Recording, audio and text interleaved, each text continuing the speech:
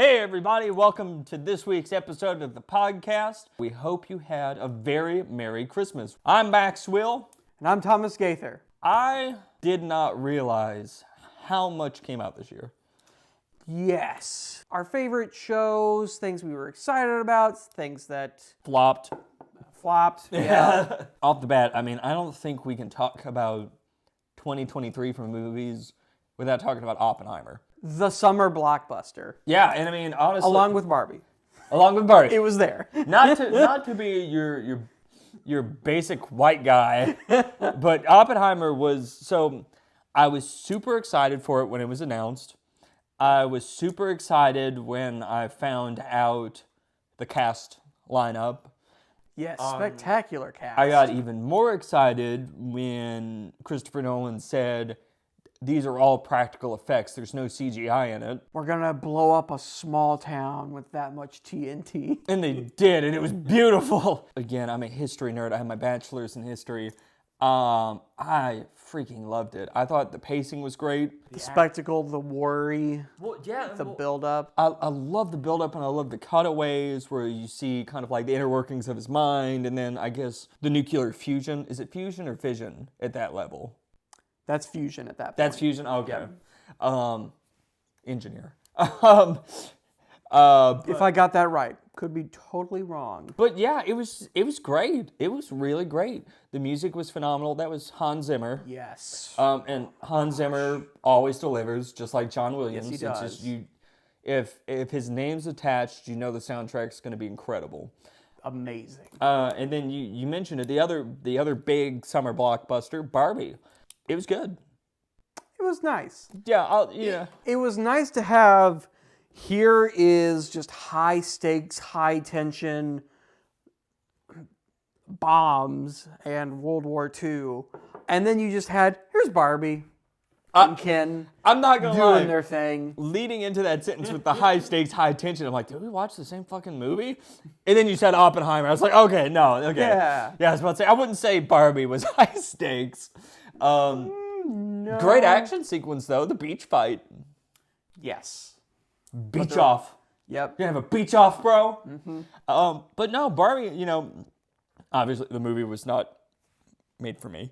So, there were some things where I was just like, I respect what's happening. The cast, phenomenal. What's his name? Ryan Gosling. As Ken. He's great. Ryan Gosling's always great. Margot Robbie, always great. I think the thing I like the most about that movie, though, the set design and the costumes were freaking great. Yes. And they were all perfect. Like, especially all the pastels of Barbie Land. Yes. Yeah. So, a lot of fun. And that movie seemed to really make an impact to a lot of women out there. So that's always a win. Good for you girls. But Oppenheimer. Bombs. Explosions. Yes. Russian spies. Things that Is matter. he a communist? Ooh, we don't know, but maybe he is. Ooh. Explosions. Modern feminism. No, I'm just kidding. Don't cancel us. This is 4 shows in. That was the summer blockbuster. Yeah, those are the 2 big summer ones. And then other movies that I actually watched.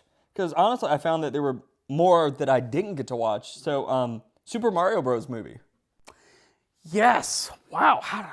These lists are long of everything that just kind of popped up, hit it out of the park. Yeah. It was fantastic. Yeah, so I'll say it's a great kids movie.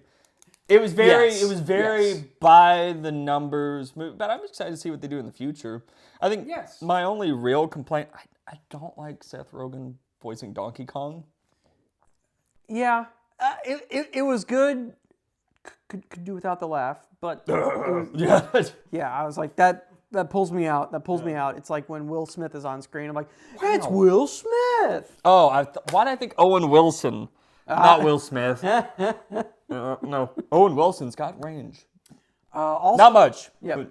Also, shows that were spectacular. In a shocking twist, The Last of Us, a video game adaptation TV show, was great. So, I haven't watched it yet. I want to watch it. I haven't had the time to watch it. But I mean, the cast, Pedro Pascal is always great. Yes. And then I can't remember her name. What's the who plays Ellie? She was in Game of Oh, Thrones. yes. Lyanna Mormont. Yep. The Mormonts, the Bears. Yeah. The Bears. Oh my gosh. I cannot think of her name. I can't think of her name, but Spectacular. great cast, yeah. Yes. And The Last of Us. I love the game. And I've heard that it's pretty faithful. Yes. There's, I think, maybe 3 or 4 segments or little story arcs that are added in, but honestly, they're all real good. Oh my gosh.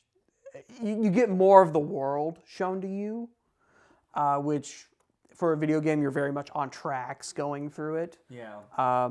It was real cool getting to see all that. And just, there's some segments there at the end where it's almost shot for shot, these sequences, and you're just like, yes, this guy will do anything. Anything in his way is just dead. The only thing he can't do is survive a golf club to the face. That never happened. Hopefully, the future for season 2 of this show is bright. And I hope it's what the fans wanted from the original. He's getting a golf club to the face. Nope. Nope. So besides that, other show, Ahsoka, we talked about that in a previous podcast. Yes. That was surprisingly good. I went in there with kind of moderate expectations. I love the character Ahsoka. But I didn't. I was just like, okay, we've seen what they've done in the past. Let's hope that this is better. And then I was really thrilled with it. Yes. I was a little worried, mentioning one of the pseudo flop for me this year was the 3rd season of The Mandalorian. Oh, that was this year? I believe it was... Oh, wait, no. Was it December last year? I'll be honest, I don't remember. Oh, God. Oh, God.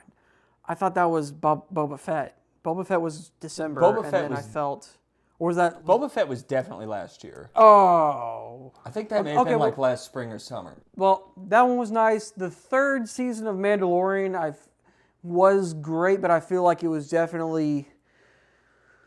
having to throw in all the Mandalorians and everything, it felt like, I just want to focus on my main character again, and his new little kid running around in the big galaxy. For Marvel, though, Guardians of the Galaxy Volume 3 was this year, and it was amazing. That was amazing. Oh my gosh.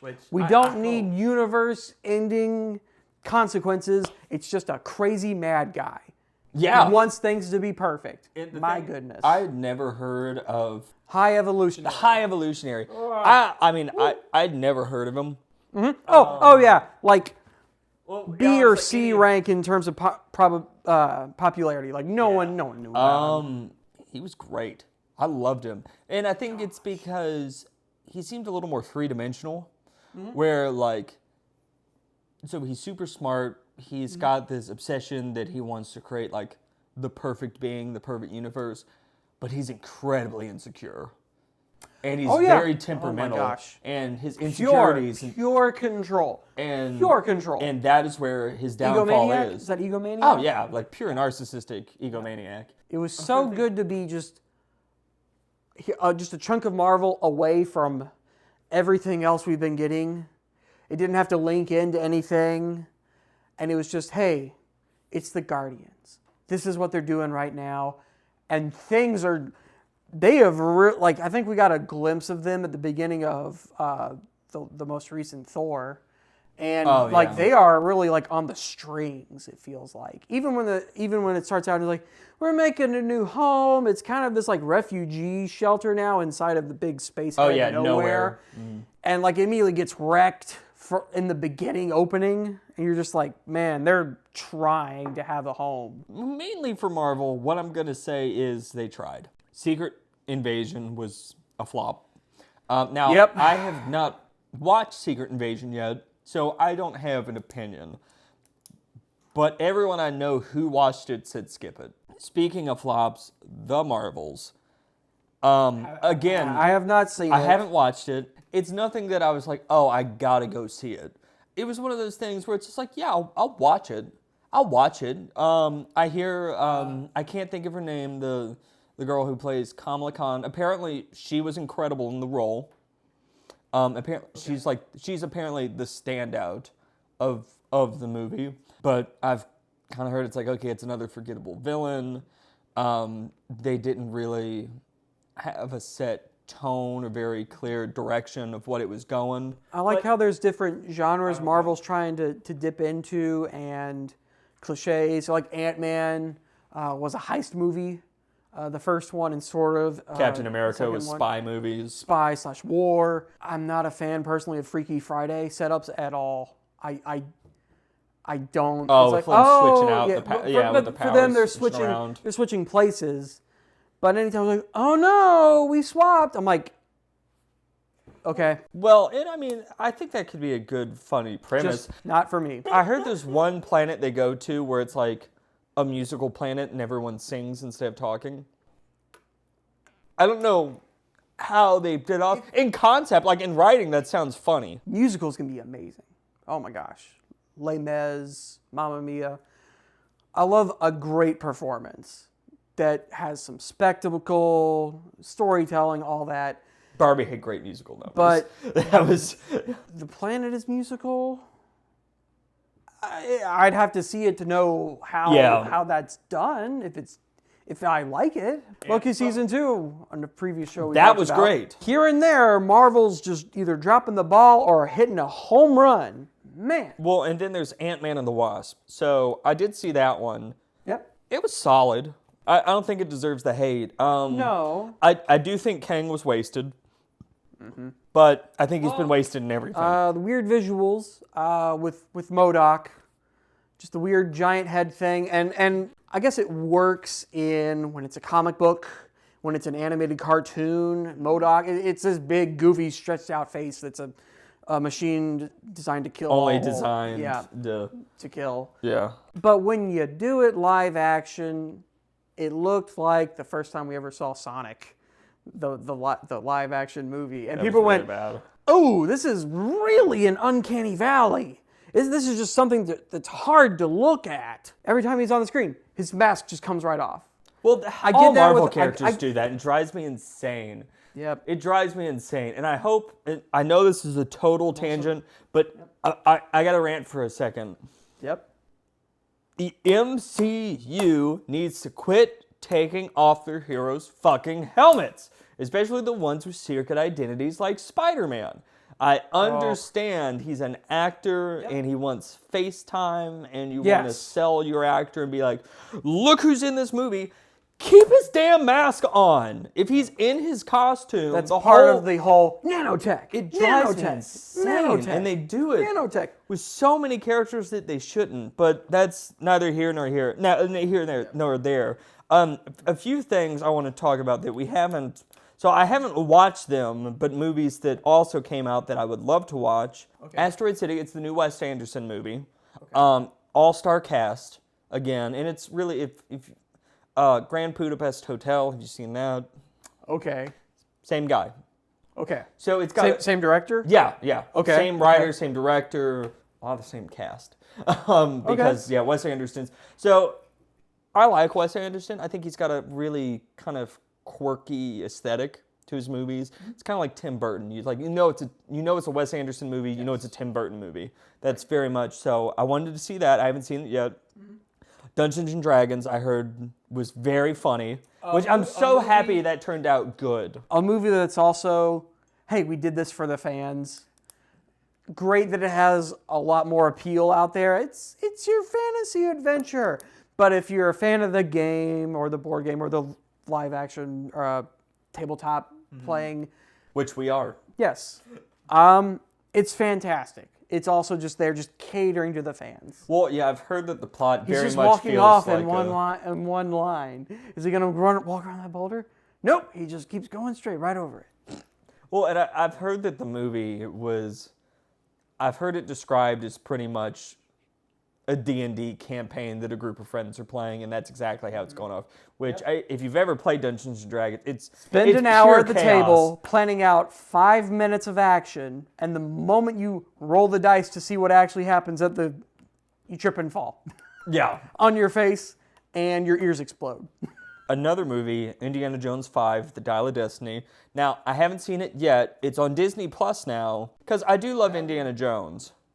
And I've heard that this one is actually better than Kingdom of the Crystal Skulls. Oh, thank God. Which, that's not really hard to do. But, it's still, like, they should have stopped after The Last Crusade when he literally rode off into the sunset. I do want to watch Indy 5. And then Killers of the Flower Moon and Napoleon. Haven't seen either of those yet. Really want to get in and see those. I've heard Or wait, no, they're on streaming platforms. Well, Streaming platforms, I don't... Oh, no, that one's in theaters. Are yeah, they both in theaters? both are in theaters. They're both in are theaters right now. Now, Napoleon is going to be released on Apple TV, and it's going to be 4 hours long, a director's cut. Now... But you'll be able to pause it because you're streaming it, thankfully. Yeah. Movie directors, creators out there, there were these things called intermissions. That they used to do. If your movie is over 2.5 hours long, do a 5-minute intermission, please. My God. I'm with you. I think if a movie's over 2 hours, I think, just do like a 5-10 minute intermission. Otherwise, I'm sitting there before Oppenheimer starts. I'm like, okay, I gotta prepare. I gotta be ready for this for the next 3 hours. Yeah. Cool. All right. Well, because the thing is, you hope you pick the right moment to get up and pee. Oh yeah. I hope I don't miss them dropping the bomb. Come back. Oh man, why is he like quiet in this auditorium and he just hears like screams and explosions? Son and of stuff. a bitch! Shake. Yep. Finish. But, so both those movies, I plan on seeing them eventually. I heard Napoleon wasn't exactly what everyone wanted. I heard it focuses a lot more on his very turbulent losses, marriage. Apparently. With his marriage. Yeah. It's mostly because That's why I want to watch War Generals. Their poor marriages. Yeah, that was the best part of Patton. Not when he took an entire tank company and said, oh yeah, we can save those guys up there. I'll get there in like a week. I haven't seen it, so I genuinely don't know. I think it's fine to have some of that. It's not the most important part of, the Napoleonic epic. Right. Of, what he did to Europe and what he did in France specifically. Are you interested in any of the Transformers, Rise of the Beasts? It's a sequel to Transformers Bumblebee, sort of a whole relaunch. They look way more like their cartoon versions, more blocky. Not so much, I'm just made of scrap. It's like, no, that's an actual character. I want that to keep going. I want. It's cool to see the characters, and it focuses mainly on them, and it's not, oh yeah, the Cybertron's here. So what about Earth's gravity? Oh yeah, we'll just show some stuff floating around. Space. Well, and then the Ninja Turtles. You said yes. Apparently that was pretty good. I haven't seen it. Yes, which is sort of following in the theme of this new animation style where they're doing frames, but keeping it very similar to the comics. Like Into the Spider-Verse. That was part this year 1. also. Well, part 2. Oh, yeah, that is part 1. Yeah, that's right. Geez, I have Into the Spider. So this might be Across the Spider-Verse part 1. Left us out on a big cliffhanger. We're waiting for that sequel. I am, at least. I haven't seen it yet. I didn't watch it. Oh, it's great. It's I'm amazing. the first one. I saw the first one. That was actually Hannah and I's first date. And it was a good movie. It was a good movie. How'd you like Noir Spider-Man? Nicolas Cage. Yeah. Is this correct? Holding his Rubik's Cube? No! You're horrible with colors. I'd like to take this. Yeah. So Luke has fallen. So I haven't watched it. I'm not a Miles Morales guy. He's cool, but I'm a Peter Parker guy. That's my Spider-Man. That's been a thing ever since the character was first introduced in the comics. Yeah. Some people say, Peter Parker is my Spider-Man. That is what I've grown up with, and that's fine. And I don't care if other people like Miles better. I think He's an interesting character. Oh man, all of them, I love it. So for the fan shows, they may not have had big appeal, but I've been watching some people online play a video game, and 8 years for 8 years now. And, I know what you're talking about. the Five Nights at Freddy's movie. If you're a fan of it and you liked it and you've been watching people play it for 8 years, this movie was for you, and I think it was great. Plus, we have a classic slasher actor. Is it Matthew Lillard? Matthew Lillard. Yes. Oh, okay. Yep. I thought I wanted to make sure I had the name right. Also Scooby-Doo, the Scooby-Doo movies, which those were great too. Oh my gosh, great cast. But even as a reference in there when he does the whole cleaning the knife bit. If you're a fan of the content, this was for you, and I loved it. It was great. Going to shows though, you might have heard of this. The One Piece, which is from a manga, from an anime, live action on Netflix. Have you seen it at all? Okay. I don't. Yep. I'm not an anime guy. Yep. It's a goofy premise, but it's high seas adventure. It's like superhero pirates, kind of. Yes. Ish. Yes. Yeah, ish. Sort superhero pirates with some weird magic creatures in there. So the track record for live action shows and movies from anime adaptations is garbage. It has been bad for forever. This was done spectacularly, and I cannot wait for more. And the first season is, I think, like 40 or 50 chapters. So, I mean, it's a huge intro. Like if you're watching the cartoon, it's like almost, you get through Arlong Park with dealing with the fishermen pirates. So it's almost about 50 or 60 episodes of the anime TV show just this first season. And you'd be like, oh, they're going to cut out so much. They actually consolidated a lot. And One Piece has a lot of filler in the anime show. So they've really taken this world and really, they built a physical boat. They committed to this. Yeah, there's an actual, the Sunny D, I think is, no, not that's a drink. I was just, the whole thing is like, wow. They named it after like an orange juice? Oh no, their ship, the Sunny, I believe that is its name. I like to think it's the Sunny D. Well, okay, the main character's name is Monkey D. Luffy. Sorry, that's where I got the D. He's getting his whole crew together. I need a navigator, I need a chef, I need a doctor, I need a warrior, I need a gunner, I need a craftsman to fix everything. And then it's high seas adventure with sea monsters and a navy fighting the pirates. Nice. I would love to see you watch it and just get your take on it, because it's a different gateway in to the show that everyone that I've talked to that has seen it says, this is great. This is a great gateway into this property and story. Just amazing. That and Five Nights at Freddy's, something that was just really done for the fans. And if you love it, oh my gosh, it's awesome. We also did already go through my flops. What about you? Anything else? You know, there's Futurama. I want to watch the new Futurama on Hulu. Is it good? Has people been saying it's good? I've mostly heard good. Okay. I think I've only heard one person say it's like, it was all right.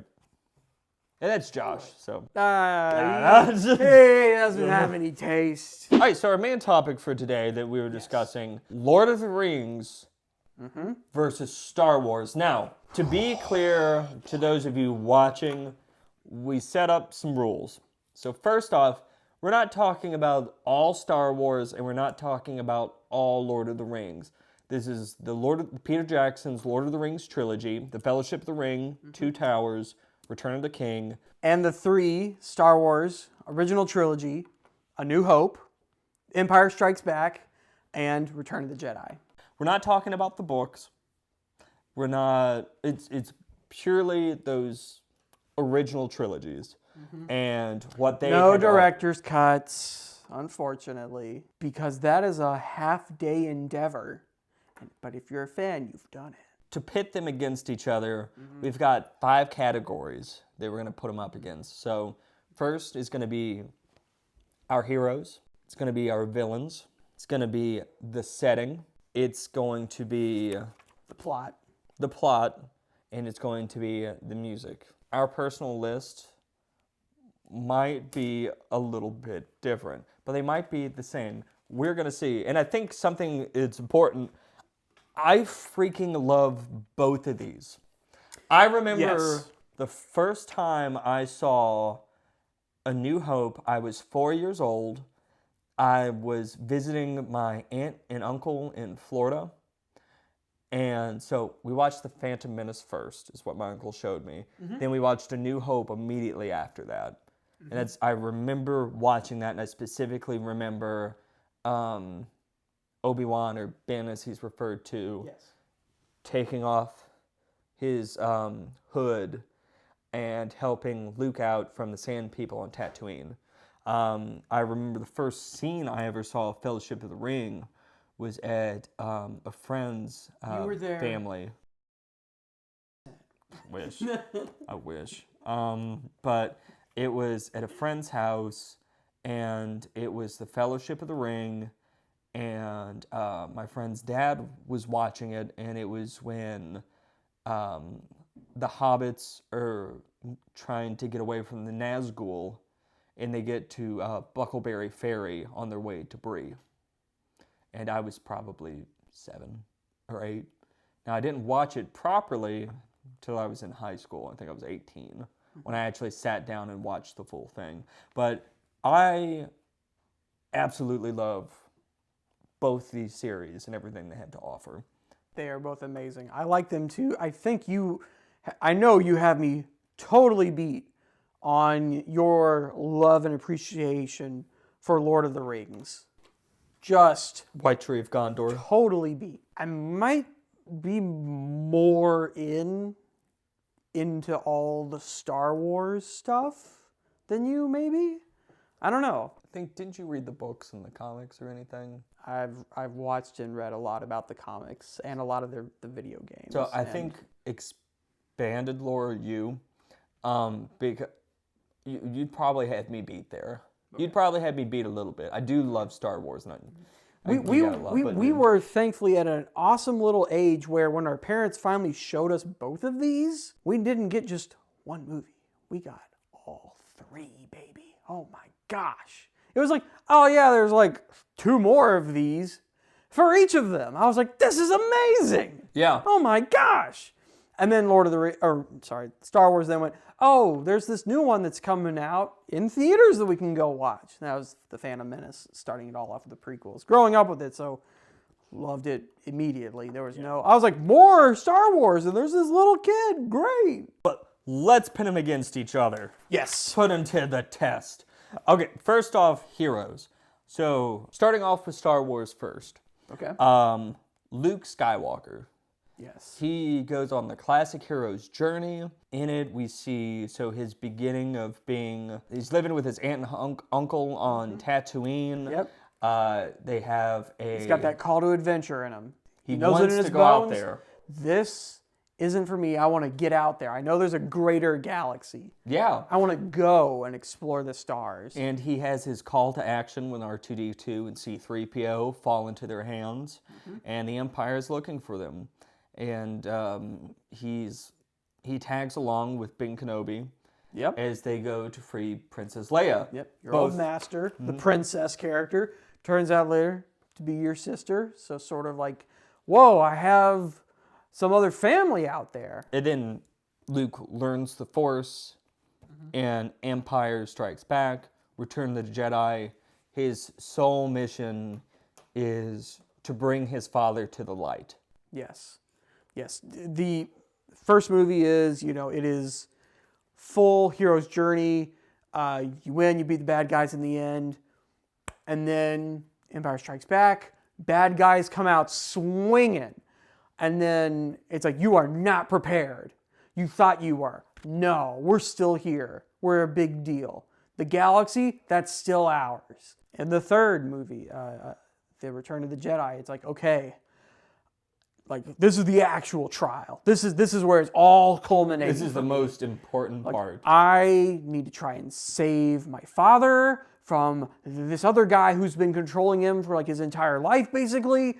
And like, this is it. This is the whole kit caboodle here. Or, maybe I turn into a villain. And so it's definitely, I think hope is pretty much the main theme you can attach to Luke. It's very much hope. You've got Leia, Princess Leia. A lot of gumption. Oh my gosh. Oh, she's so much. And I mean, it helps that Carrie Fisher is like a certified badass. And I mean, she's just great and iconic. Same with Han Solo, Yes. Captain of the Millennium Falcon. Your scraggly guy wants to be the loner, wants to go and do his own thing, I'm dark and brooding. I'm your rogue. I'm your charming rogue who's also a jerk to his best friend. But then really, I've got you when the stakes are down. Yep. And that big old... I'm in your corner with my buddy here, my walking dog, Chewbacca. The big old walking carpet. Yeah. Chewbacca. Another classic. You've got Yoda. Yeah, again, wise old sage master. Obi-Wan Kenobi, another incredible character who we're very lucky Ewan McGregor came in for the prequels and made that character even better. Oh, we won't get into the prequels. Right. But just saying. It's outside of this. Yeah. And then also you've got scoundrels like Lando, who's actually... Yeah. He's all right. He's all right. They're playing both sides, but they like you a little bit more. He does the right thing at the end. Yeah. He does the right thing. Yep. Oh, we can't forget Admiral Akbar. It's a trap. I'm so glad that they are getting back to the puppet head. I like it better than the mask. CGI. Even though they do a little CGI with like maybe the eyes to touch it up a little bit, but it's like no, let's get that puppet work back. Yeah. Oh, same thing with Lord of the Rings. I'm not a fan of all the CGI when they did that in The Hobbit. I could not care for it. Did not like it. But you have just back in the Fellowship, just the Uruk-hai just coming after you, and it's all these big orc-looking guys, coming at you with the fangs and stuff. You're like, and like cast iron weapons and stuff. Just like brutality. And then, so speaking of that, so Lord of the Rings heroes. Yes. So first off, which is a bigger cast. It's a bigger cast, which gets divvied up, thankfully. Well, and the thing I'll say about the Fellowship of the Ring is they did a great job of making every character unique in their own way. Yes. And everyone's got their role, and everyone has their moments of heroism and grandeur. Yep. So first off, we'll start off with Frodo. So you've got Frodo, who's got his call to action because Bilbo leaves him the One Ring. He gets stretched out and pulled into this whole plot that's his actions determine the fate of Middle-earth. While Luke is hope, comparing him just to Frodo is more innocence and bravery, I think. Would you agree with the bravery? I would absolutely agree with innocence, and it's the whole being exposed to this horrible thing that's in the real world, because the Shire is very much isolated. It's very isolated from everything else. Even humans that are nearby know where it is, but that's just some goofy hillbillies who do their thing over there. I wouldn't call the hobbits hillbillies. Sweet country folk. Okay. Yeah, English country folk. Not like... It's a little different. It's not like deep south hobbits in Middle-earth. I'd say Sam, who's probably the most... Okay. He and Aragorn, I'd say, are like the two truest of true heroes in it. Because Sam's sacrifice... Sam's a bro. Sam is a bro. He does everything for Frodo. When Frodo's down and out and suffering because of the ring, he's feeding him. At one point, he carries him up Mount Doom. Oh my God! Yeah, an active volcano. I can't carry it, but I can carry you. Oh God! Tell me you didn't cry watching that. You've got Aragorn, who's your classic like brave knight / eventual king, and he never asks anyone to do anything that he wouldn't do. He's the first to lead the charge. He puts himself right in the middle of the action, no matter how dangerous it is, no matter what the cost is to him. He's on the front line leading the way. You've got Gandalf, who is like... Your wise character. Yeah, just... Defender of the world, kind of like trying to help keep the world running. Yeah. He's just like, okay, we need to get off our butts.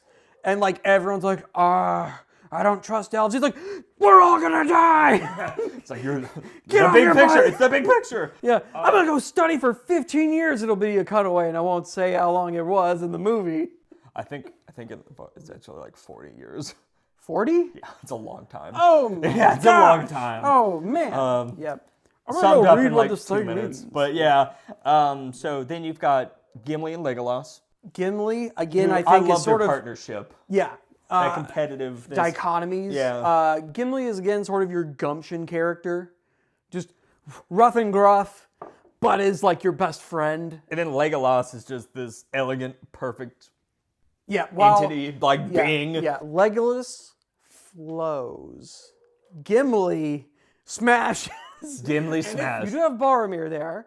You have Boromir. Which I want to say is like humanity's like drive for greatness. Like he has ambition. Boromir, I feel like it's a bad rap, but in his defense, the One Ring is working its evil powers on him. His main goal is for the glory of Gondor. He gets redemption arc real freaking fast. Oh, yeah. Like a 5-minute window. Yeah. Boom. He's like, I failed. Go save them.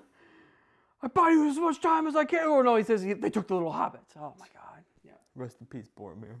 But speaking of little hobbits, Merry and Pippin are so much fun, and they both have their hero moments. They both have great hero moments. And you've got Éowyn, who's a certified badass also. She's the from Rohan. Yeah. Yes, sorry. Yeah. Yes. Then there's 2 elf ladies there. Galadriel. Yes. Lady Galadriel. Lady Galadriel. And then you have crazy powerful magic. just awesome. And Kate Blanchett, awesome. So you've got Arwen also, who's Aragorn's love interest, but also has her own hero moments too, like when she saves Frodo from the Nazgul. River horses. Stream ponies. But also, she gives up her immortality for true love with Aragorn. And then you've got other great heroes as well. You've got Theoden of Rohan. You've got Faramir, which is Boromir's brother. You've got Elrond. So it's chock full of heroes. There's great heroes. Yes, a far larger main cast who gets divvied up into teams of 2 to 4, 2 to 3. Yeah.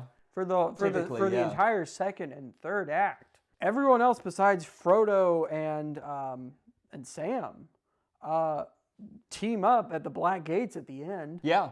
And they're just like, I think they're over there. We hope. They're like, we're going to buy them as much time as we think. And we think they're like a mile from winning. Better freaking hope. Yeah. Oh, yeah. So when it comes to Lord of the Rings versus Star Wars, in terms of just the heroes, I have to give the point to the Lord of the Rings. Okay. Do you agree on that one? Wow, it says I have it on my notes that I don't, but I'm sitting there going, I think they spectacularly handle a huger cast, and I love all their characters. And even though there's more characters to love, yeah, I'm going to go with Lord of the Rings on this now. I thought you were going to go Star Wars. 1 point. You sound defeated. Now, it's hard. It is hard. If we brought in Anakin and Obi-Wan from prequels, oh man, if you start adding in all the other content, the Clone Wars, 9 seasons, scope-wise, just gets immense. Yeah. This is just the 2-3 trilogies. Yes. And to that, we give 1 point, Lord of the Rings. Now, the next one, so we've got our heroes. Now it's time to talk about our villains. I can't believe I did that. I want to talk. It's okay. We're going to give They're both so good. Villains, the bad guys. So, villain. The reason that it's really awesome. So I want to talk about the Lord of the Rings villains first. So your main threat is Sauron. We don't really see him. Besides, we'll get little cuts to the eye. But everyone feels his presence all throughout Middle Earth. He is the puppet master. He's pulling all the strings. He's this dark lord, hell-bent on taking over and ruling all of Middle Earth. I'm not gonna lie, I'm kind of in this little subpool of people who thought the Witch of Angmar was Sauron near the end there. Sir. I'm like, that's the guy! But that's another big villain. It's a servant. It's a servant. Has a presence when he's on screen. You'd think he's the main big bad. Guy does some solid recruiting. Evil-looking minions, evil-looking bad guys from top to bottom. His dragons look like snakes. Except for their maws, which are just, oh my god. He's got a great marketing team. Yes, spectacular. Yeah, but I mean, so He pulls them right up out of the dirt. You've got the Witch King of Angmar, who's the leader of the Nazgul, who are the fallen kings of old. The Ring Wraiths. The Ring Wraiths. Talk about a good old evil villain party of the first movie. Yes. Oh my god. And they're haunting. A presence, just one of them, right there. It's like, oh, you're dead, but if this thing finds you. Well, and I love the shrieking noises that they make too. It's terrible. It's blood curdling. Oh. You've got Saruman, Yep. played by Christopher Lee, who is just perfect in everything he does. He eventually is in Star Wars, but that We don't talk about that yet. Yeah, no. And then you've got a ton of orcs and Uruk-hai.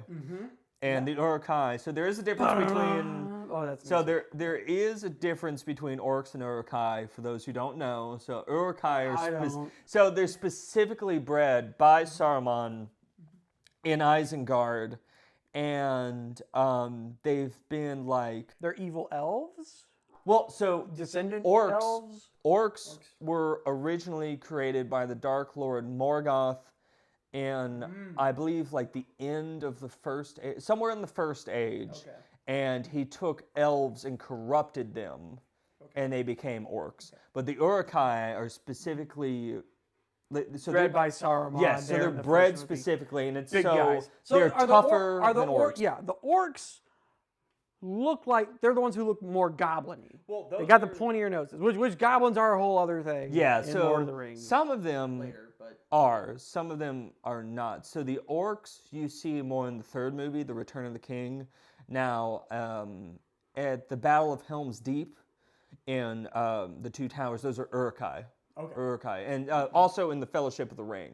Yes. Those are the Uruk-hai. Because they're specifically bred. Now, so you've got some very iconic looking villains who have big stage presences. Yep. But then there's Star Wars villains. So, 2 words, Darth Vader. There is no, if you saw our villains list a couple weeks ago, Darth Vader's the top of it. He's the most iconic villain ever put to screen. He is. He's terrifying. He looks incredible. He's super powerful. He's got an iconic voice. Yes. And breathing. He doesn't even have to say anything. He just breathes, and you're just like, Again, amazing henchman characters, especially in that first one when the stormtroopers first roll in. Oh, yeah. Clear a whole hallway of guys. And the Empire's just going to send more and more. Expanding with it, you sort of have like the scout troopers on Endor, who are your hunters, I guess, sort of characters, your scouts. And then you sort of bring in the vehicle pool. You have the chicken walker, the AT-ST. And then the AT-AT. The AT-AT, just bringing it. Just some of the best pilot ever. There's spaceships flying around me. TIE fighters. Bam! Yeah, TIE fighters, the Death Star. That's more of a plot or setting, actually. Yeah. But Emperor Palpatine, big old melted candle man. Lightning fingers. No. The microwave master. Mr. Melty Face. Which another very iconic. Which definitely leading up to where like the Emperor is here, and he's going.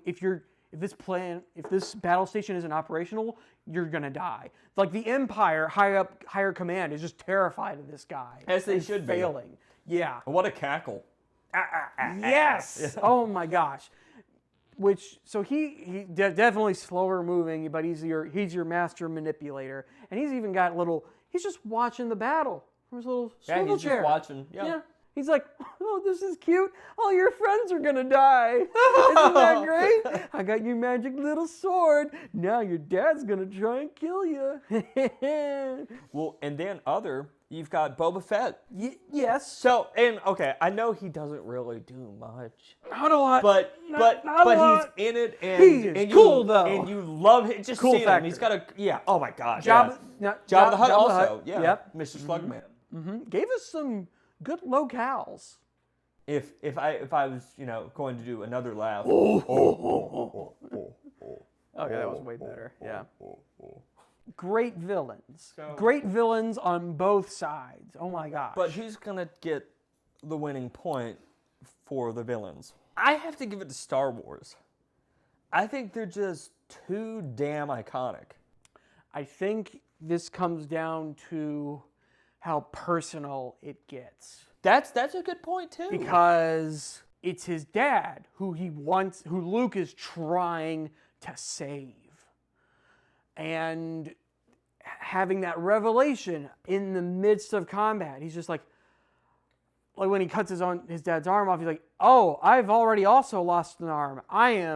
We're very similar. I am spitting image following in my father's footsteps here." It's not as personal with Lord of the Rings, but it's definitely high stakes. It's high stakes. You have that sort of classical evildoer. I am this giant pure eye of fire, and it's really a guy up there. He does have his gaze of death thing going on whenever he gets his big magic spotlight on you. Which is awesome, but he can be lured away from it. I feel like the Emperor and his lightning is also just right on you. More of a okay, you're here, you're in my pocketbook, you're right here in front of me, and I am in control of the entire situation. Until there at the very end when his dad turns. Until he gets the shaft. Yeah. Literally. I actually didn't die. I'm back by It doesn't happen. No, Tom, no. Behave. No sequel talk. Villains, yes, I have to give it to Star Wars here. All right. So, official, 1 point Star Wars, 1 point, one porn, The Lord of the Rings. There's probably more than one. Anyway, on to settings. The locations. Where do we venture? Star Wars, famously taking place in a galaxy far, far away. Yep. We see in the original trilogy alone, we see the desert planet of Tatooine. And in that, which we revisit again in different locales. Yeah. There's giant sandpit monsters on this planet. Yeah. There's giant worm criminal bosses. Because we've got Jabba's palace, Mos Eisley, and then the sand dunes. Yep. So we really go, in that first one, we're starting out in the desert, in the middle of nowhere, on a moisture farm. And Luke wants to go to the stars. Well, boy, do we go to the stars. The rest of it is, we have the Death Star, this giant metal base full of evil that can blow up planets. And the rest of it, we're in space mostly. The Falcon mostly. Yeah. We see Alderaan. Yep. We get to Yavin 4, which is a little forest planet with a little old pyramid base. We're just hiding out with the rest of the rebels and the Rebel High Command. Oh man, we don't have a lot going on. We're sending a fighter squadron to take on the whole freaking a base the size of a small moon. That's no moon. Yeah. Oh my gosh. Well, and then in The Empire Strikes Back, we've got... Suddenly, switch it up. Ice planet. Yeah, we've got Hoth. Yeah. You thought we won? Wrong. Here's the Empire.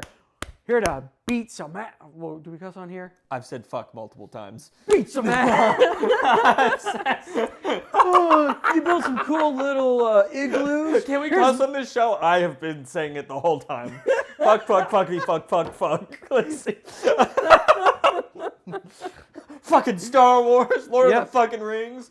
And then, in a turn, we do get two other main locations. We get Dagobah, swamp, finding an old sage, finding Yoda out there. Whoa, this place is kind of dark and grim. Well, I got to go hide. I'm secluded. You're alone. You have to train yourself. Exile. But then we also get Bespin, a city in the clouds. Which is really cool. Oh my gosh. So cool. And then, so in Return of the Jedi, we're back to Tatooine in the beginning. Yes. He goes back to Dagobah with Yoda. Dagobah for a bit. Finish up that training. We've got the Forest Moon of Endor. Yes. And Death Star #2. Which we get a whole lot more of on Endor. A lot more of the greens. More of like a... Well, those are... they're supposed to be like the redwood forest. That's what it's supposed to look like. They filmed it out in California. Yeah. I've been out there. That place is amazing. Oh my gosh. Nice. Yeah. Well, okay. I got a minor gripe. If you notice, every planet has literally one biome. Yes. Yes. No, that's very minor gripe. Now, very minor gripe. Mostly ocean, and like some beautiful like wavy green hills.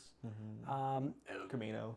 Yes, Camino. But that's pretty cool stuff. That's pretty cool. Yes. Well, that tends to be Coruscant is a city planet. And like a Capitol building and like the political theater drama location.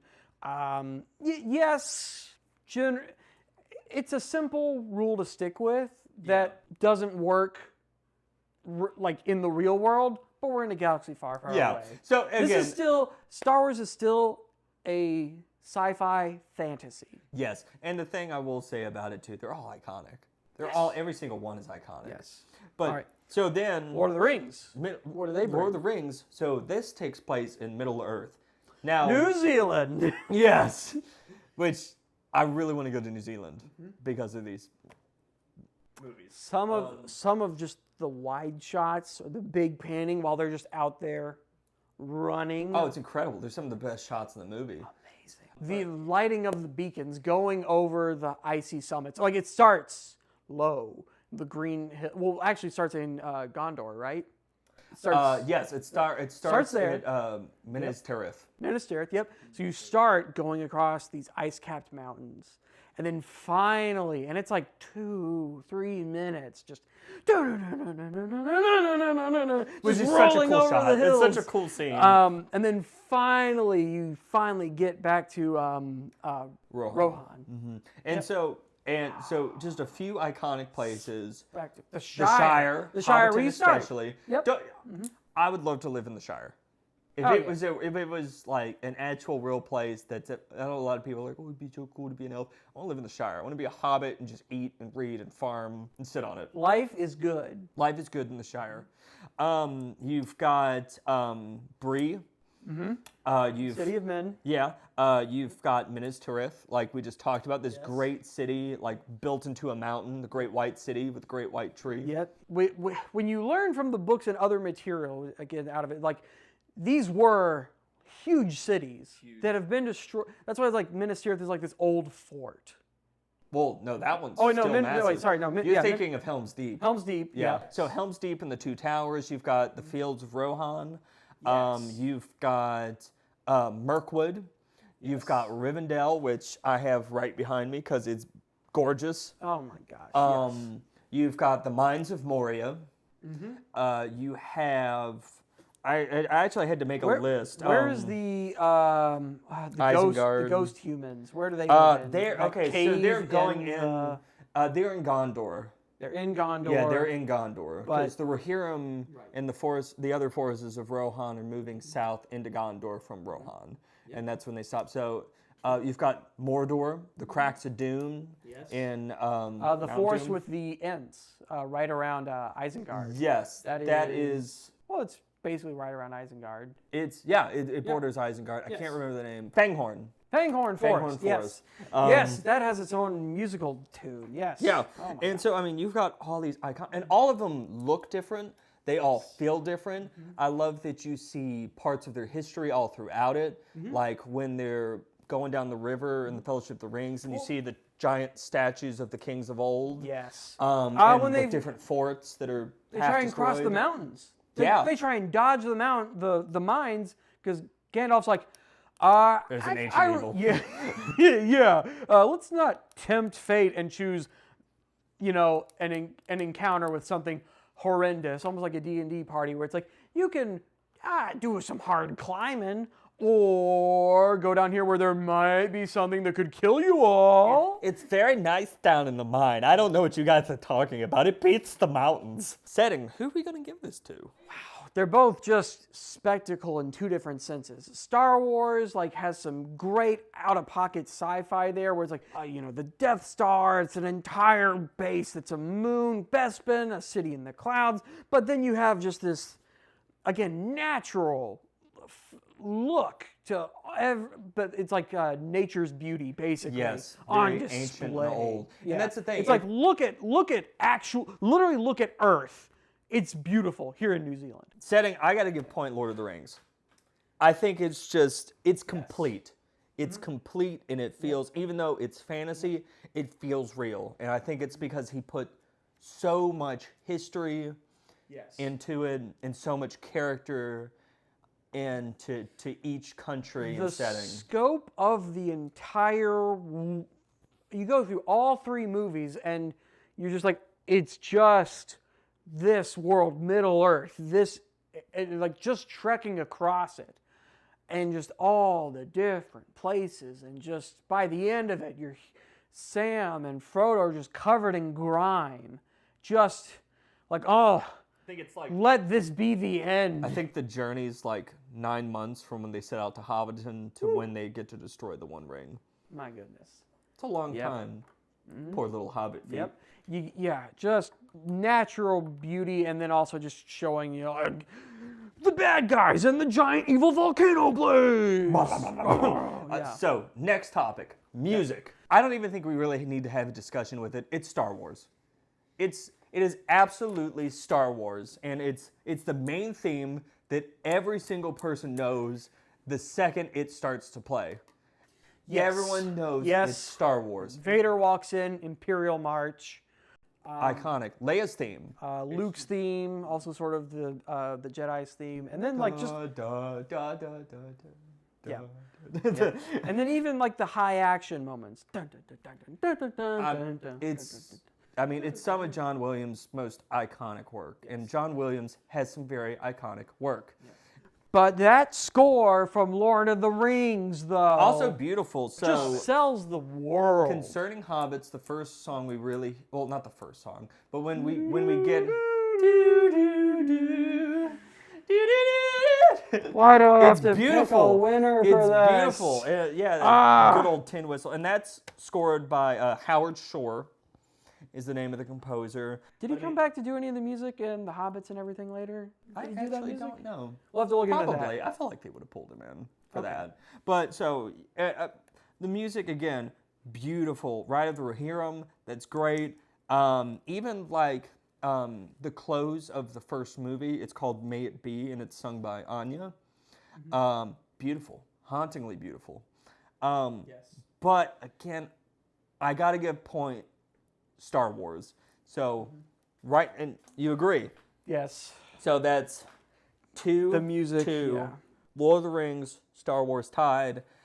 And now we're going to come to a very important part, and that's the plot. Yep. Now, to sum it up, so the first Star Wars movie, we're going to blow up the Death Star and save the princess. Yep. Hero's journey. Hero's journey. Boom. Yep. But it then evolves into, hey, it's about family. Are you going to get stuck in following your father's legacy, or are you going to try and save them? Which is where I think Lord of the Rings falls a little short, where it's just good versus evil in this world. I'm on, again, with Star Wars for their plot. It's about family in the end. I think that wins out over just what I got was good versus evil. So I'm going to say the plot for Lord of the Rings is actually better. The people without the shoes, they win because they are good. Well, okay. Now that we've talked about this, so I'm going to come after you now. So the first movie, blow up the Death Star, save the princess. The second one, escape the Empire, learn the Force, save your friends. Plot twist, I'm your daddy, boy. Yep. Then the third one, save friends, blow up another Death Star.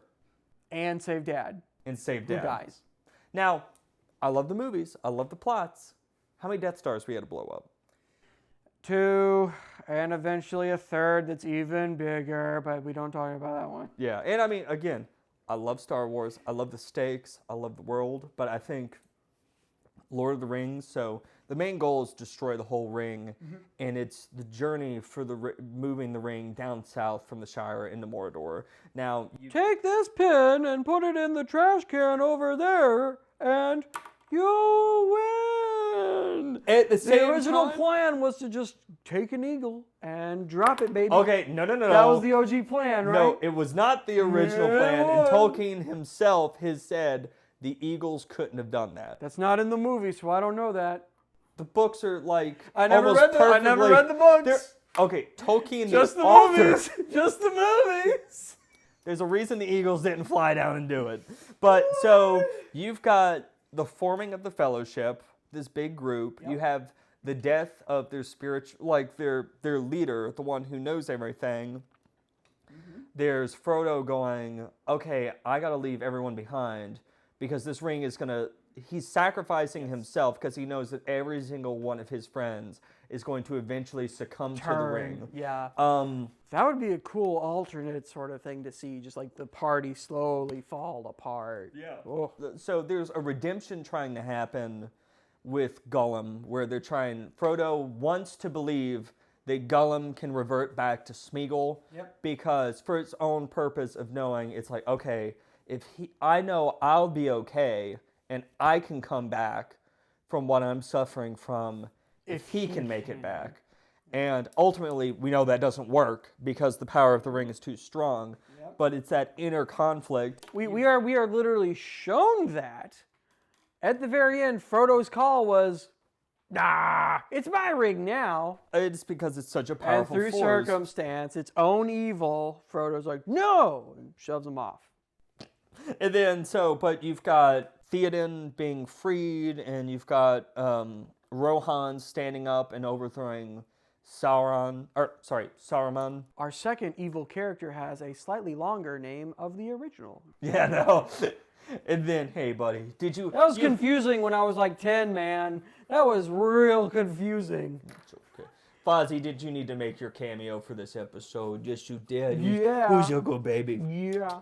Good boy. But then you have Aragorn, who's the reluctant leader, because he doesn't want to be the king. Yep, reluctant because hero. He's afraid he has the same weakness that Isildur, his great-great-great-great-great-grandfather had. But he rises to the occasion and he becomes the hero that Middle-earth needs and that Gondor needs. And, I mean, you've got the saving of Gondor. You've got the destruction of the ring in Mordor. You've got the overthrow of Denethor. And to me... Who? Pick it. Pick. Which one? Think, Lord of the Rings? I've already said. It's Lord of the Rings. Lord of the Rings for their plot? It's Lord of the Rings. It's a great movie. Fine. Sure. Cool. It's a great 3 movies. Yeah, and yes. All right. And there's no Ewoks. Okay, what's up with the score at? So, right now, if your pick for plot is Star Wars and mine's the Lord of the Rings, it's a tie. What? Lame. Yeah, I know. Sorry, no definitive answer here. You know where we stand. So. I would put right now how I feel Lord of the Rings, just because in terms of sci-fi stuff we've been getting recently, the past 5 years, saturated. Fantasy? Missing. I say on our 5-point system, Lord of the Rings. He says Star Wars. But you say, forget my points. It's Lord of the Rings.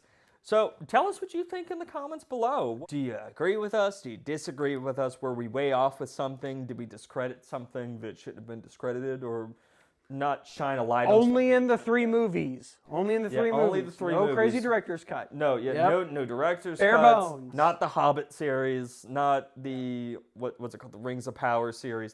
Definitely don't count that one. Don't count that. And then same with Star Wars. No prequels. No sequels. No sequels. That's our judgment here, folks. Deal with it. Deal with it. Deal with it. Suck it. But thank you all very much for tuning in. We'll have another episode coming up for you. If there's anything that you would like us to talk about, comment down below. Let us know. Like and subscribe to keep up with our podcast and what we're doing. You know, we hope you had happy holidays, Merry Christmas, Happy Hanukkah, Happy Kwanzaa. Merry Christmas. And also, this is the end of 2023. We're moving into 2024. God bless. Hope your 2024 is better than 2023. Have a good one. Thank you, guys. Bye.